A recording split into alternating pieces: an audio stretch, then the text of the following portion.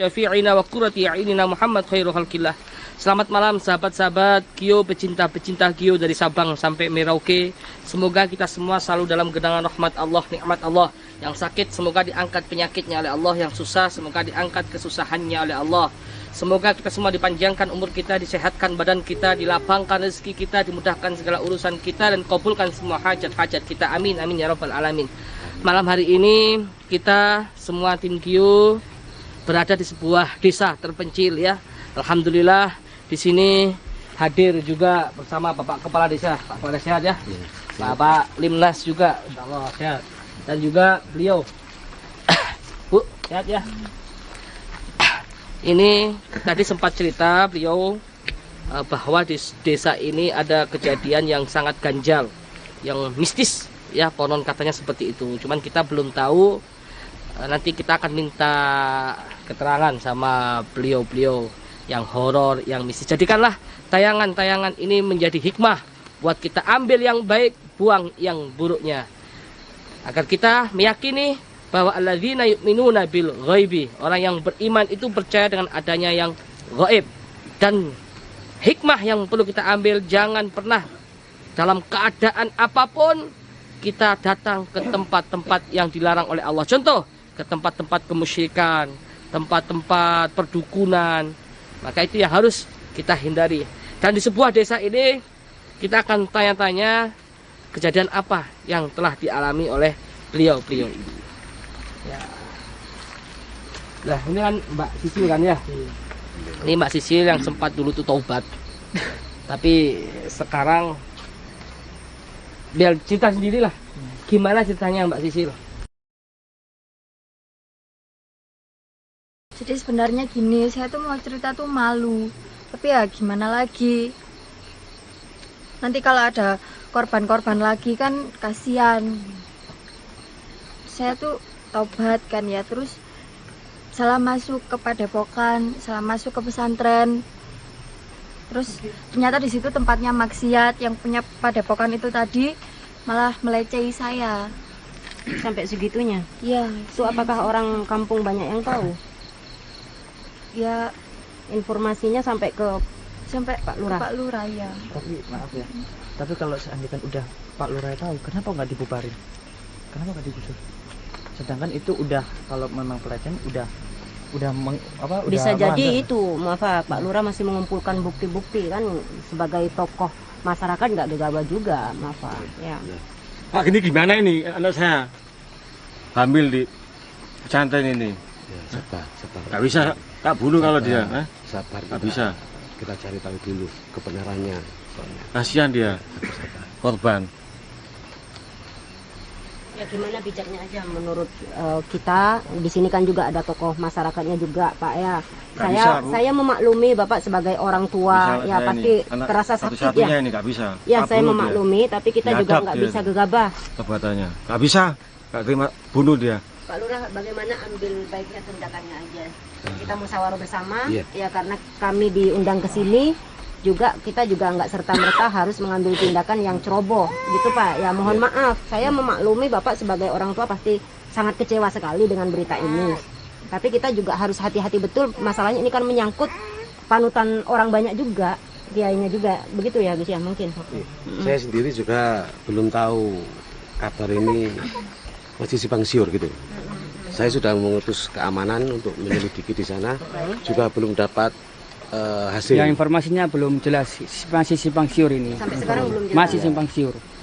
Terus menurut Bapak tindakan apa yang harus Bapak lakukan setelah mendapatkan informasi? Kita lihat saja. Berarti kita ke sana, kita silaturahmi, ya kita mengecek kebenarannya. Kan Gimana Bapak Gus? tadi sempat cerita ke kita bahwa di padepokan tersebut ini ada 2 kiai ya. Iya. Siapa namanya? Syekh Pak? Usman sama Kijangkung. Kijangkung. Syekh Usman Katanya sama beliau Kijangkung. ini mengaku wali. Syekh Usman ini sebenarnya katanya dia itu sakti gitu.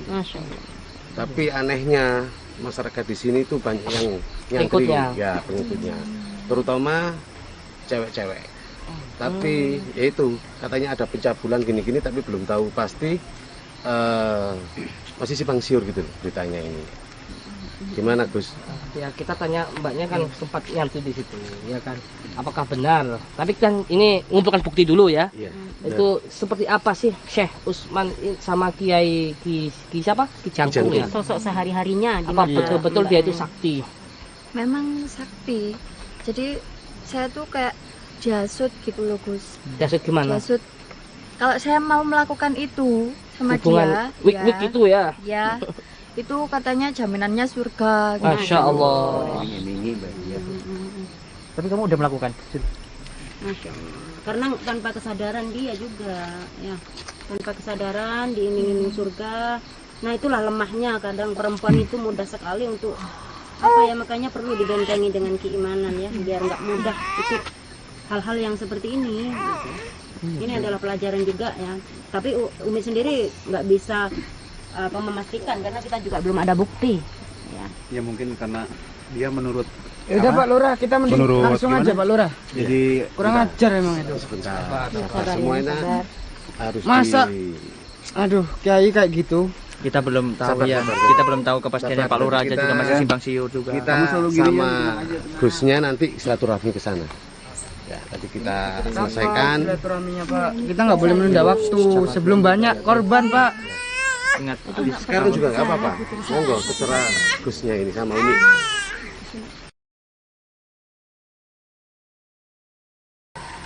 Jadi kita mungkin harus silaturahim mencoba dulu kebenaran itu apakah benar atau tidak. Katanya mengaku wali, katanya hebat, kanuraganya tinggi dan lain sebagainya, bahkan percaya Gus ya. Bener. hamili ya. Kalau benar-benar saya apalagi ada pesantren ya. Kok bisa melakukan seperti itu Gus? Tapi orang tuanya udah lapor ke kita gimana? Ya kan kita tidak nggak bisa percaya. menerima sepihak gitu ya. Kita belum tahu kejelasan. Sabar. Nggak bisa Pak, nggak bisa ini nggak bisa. Sabar, kita Orang hadapi tua dengan jangan kepala marah-marah. dingin dulu. Apa Kita mau karena berita ini masih simpang siur, jadi didatengin? kita hadapi Gimana? dengan kepala dingin. tenang. Nanti nih ada padepokan yang mengajarkan aliran sesat. Kasihan Pak sama saya Pak. Saya Kasihan. juga nggak mau. Nanti Kasihan. aib bagi desa saya. Betul betul. Bener ya, betul. bener Gus ya? Makanya kita sekarang ini Pak sebagai seorang ibu Pak. Nggak bisa. Saya perempuan satu-satunya Sabar, Pak. sabar. Kasihan. udah Bu, jangan nangis dulu Bu. Nanti kita insya Allah atasi. Kita tanya-tanya dulu kiainya. Yang penting kita datang ke sana. Pak, benar Pak. Sabar. Pasti Pasti kita nanti ke sana, Dulu dia nggak kita buka. silaturahmi jangan gitu. Ya, adab dia itu. Kita lihat dulu kebenarannya, Jangan kasih contoh beritanya Pak. ini ya. Nah, nanti kita ke sana silaturahmi bersama-sama bersama Gusnya. Tapi ada Sil, kamu tahu nggak pernah nggak menjumpai keanehan di apa tadi namanya Syekh Usman? Syekh Usman. Iya, keanehan yang tidak kamu pernah lihat yang merasa menurutmu itu aneh banget gitu. Banyak. Jadi yang pertama tuh setiap perkataannya itu bisa membuat orang percaya. Terus yang kedua dia bisa jadi banyak. Gimana ceritanya? Jadi banyak. Gimana itu? Iya, jadi kan saya pernah di situ ada pesantren. Ada 2 kiai di situ, tapi yang paling menonjol itu Syekh Usman. Terus saya jumpai dia di tempat dia biasa kholwatnya itu. Oh, tempat dia- kholwat. Ya, dia sama perempuan. Terus saya lihat lagi, Perempuan bukan istrinya. bukan. Siapa itu perempuan tuh? Santrinya. Nggak tahu, mungkin santri perempuannya. Terus saya lihat lagi, dia sedang ngajar. Terus ada di masjid. Terus jadi banyak berarti. Iya. Dan anehnya dia pernah mengaku bahwa dia utusan Allah. Pernah diberi wahyu sama Allah. Dan kalau sholat nggak pernah menghadap ke kiblat. Itu ajarannya.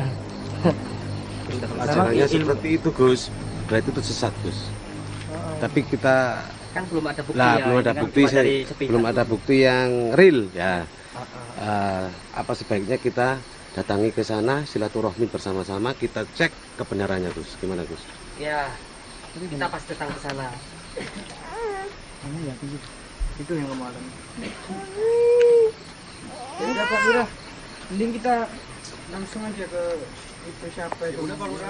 Ya, nggak pantas buat dipanggil Yai itu. Soalnya kan Buat apa dipanggil Yai? itu mencemari desa ini Pak Lurah. Udah sabar Ustaz Suling, Dia jangan udah dipancing juga, Ustaz. udah memelesetkan. Tambah Tapi banyak kan korban ini lagi. saksi. Udah jangan emosi. Ingat, kita cuma masih menerima dari mari saya antar, saya siap antar ke sana, ayo. Kita Pak Bentar. langsung ke sana, Pak. Lebih baik, Pak. Bentar, kita konsultasi sama Gusnya dulu. Kita ke sana. Hari ini apa lusa apa gimana, Gus? Ya, siap. kalau bisa sekarang Gus ya.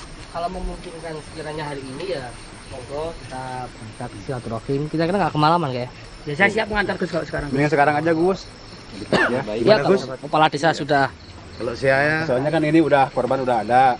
Terus Pak Lurahnya mumpung ada linmasnya juga. Tapi kita juga nggak bisa menerima sepihak itu Ustaz Suling, karena nanti kan kita belum tahu juga kejelasan apa di depan mata kita itu. Tapi ini udah bilang, saksinya udah Ya kan bilang. kita kan cuma menerima ini yang belum lihat langsung ya. Tapi kan udah menjadi saksi. Ya sabar dulu, makanya sabar, jangan pakai emosi. Kalau pakai emosi malah nggak Iya. karuan nanti. iya benar.